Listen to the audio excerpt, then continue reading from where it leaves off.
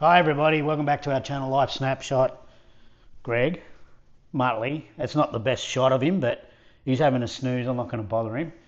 And Evelyn, that's us three. We're from Australia, and check out our other videos. We do all sorts of stuff here, day by day living, costs of living.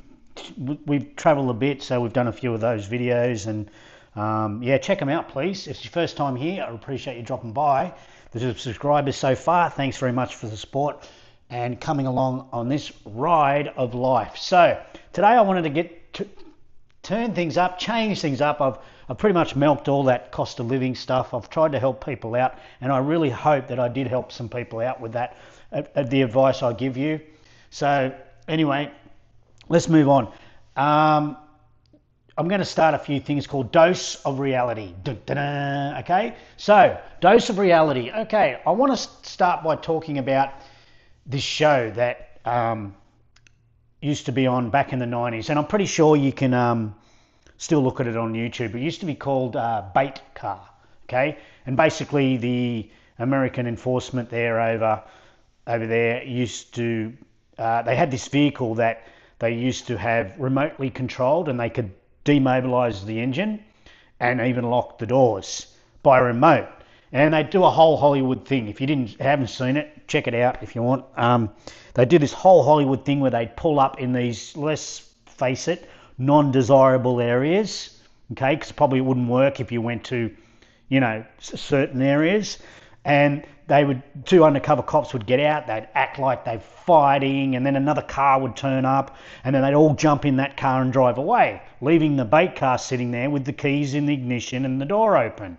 Well, you know, it only took minutes, sometimes seconds, for someone to see the vehicle, jump in and basically steal it. You know, your classic case of entrapment, if you ask most people.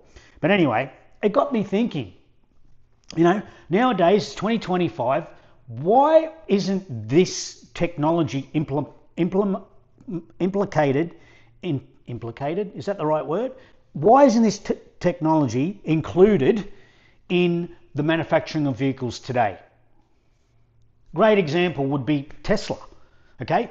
Tesla have got vehicles that literally drive themselves, okay? Why wouldn't we be bringing out technology to make the vehicles virtually impossible to steal? And if you did steal them, you would know that they're remotely controlled by local law enforcement. Why isn't this not a thing that's just compulsory when it comes to manufacturers? We've all seen the idiotic people who get pulled over by police for such minor infringements like, you know, no indication or running a stop sign or whatever it is, and then suddenly it turns into this massive police chase, and you've got helicopters and all this sort of stuff, not to mention, you know, your classic bank robbers and you know, carjackings and all that sort of stuff. I feel that if this technology was compulsory, basically, when it comes to new cars, wouldn't the thieves think twice about running? Wouldn't this save lives? Wouldn't this stop or drastically at least reduce innocent victims in these situations? Like, help me out here. Chuck a comment down below. Tell me where I'm going wrong. Tell me where this wouldn't work. The benefits are pretty much endless, okay? Saves lives, okay? If you got these things installed in new vehicles, then your insurance company would probably have to give you some sort of deal, or if you went and did it yourself and said, hey, I've got a car that's 20 years old, but it's not going to get stolen because I've got this thing, and you can show paperwork that it got it installed, it'd be pretty much cheap as chips, because let's face it, the technology would be old. It is quite old. Technology's been around for the last 30 years, probably longer.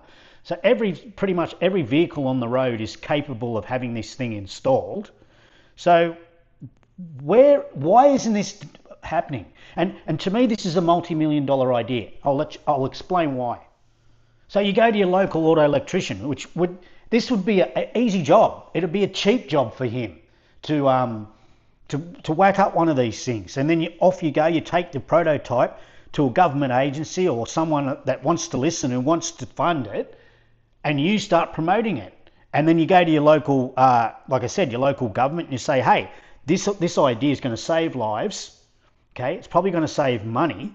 It's a great political move, and it's going to give you votes. I feel you're going to get backed in when it comes to any government person who wants to listen. And if they don't want to listen, then you can name and shame them. And then when you do get this idea rolling and people start buying it, approach the manufacturers.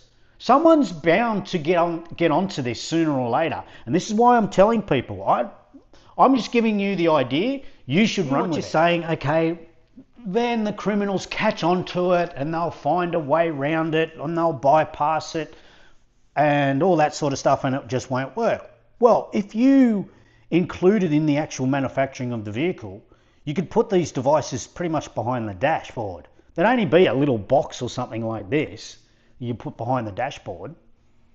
How are they going to get to it when it's behind the dashboard? You can encase it in like a steel box, make it really hard to find, put it in different parts of the car.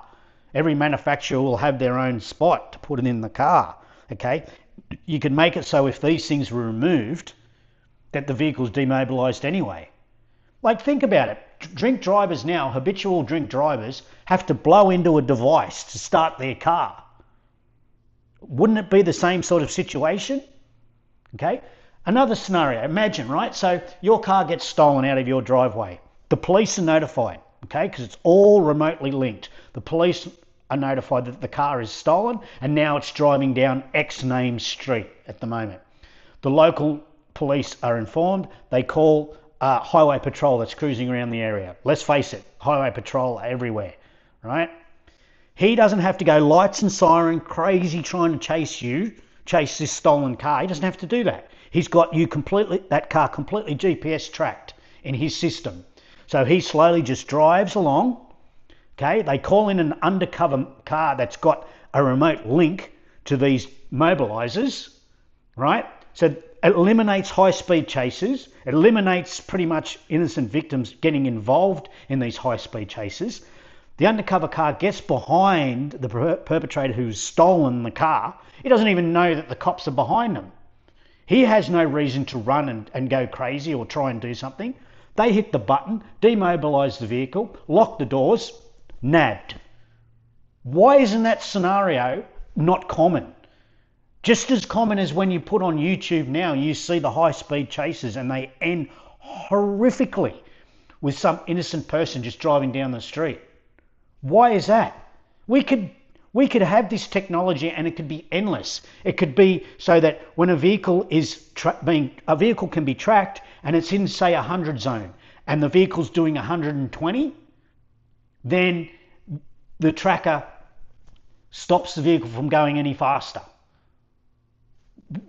The technology is endless here. It's cheap and it can be available. Why aren't the manufacturers doing this? Tesla, why aren't you doing this? Any EV being built as we speak, Kia, Hyundai, whatever you want, why isn't this being implemented? Why isn't governments around the world getting behind this idea? They know about it. Everybody knows about it. It's simple technology. For anyone out there, drop a comment down below. Tell me what I'm missing here. And if you do decide to run this idea, let me know. Because I would love to, I'm serious, I would love somebody to start this idea and maybe get in contact with me and we'll talk turkey, we'll talk finances, because I'd be in on it. I'm not in on the side of it doing the legwork, but I'd be in on it, investing in it, 100%. And I think some people should reach out to me and maybe they've got an idea to do this, especially auto electricians and stuff like that. Just get a prototype and I'll fund X amount and we're off and running. I reckon that's a multi-million-dollar idea. Everybody have a great day. Remember, it's not what you know, it's who you know. And have a great day. We really appreciate you dropping by. All the best. Should I cover him?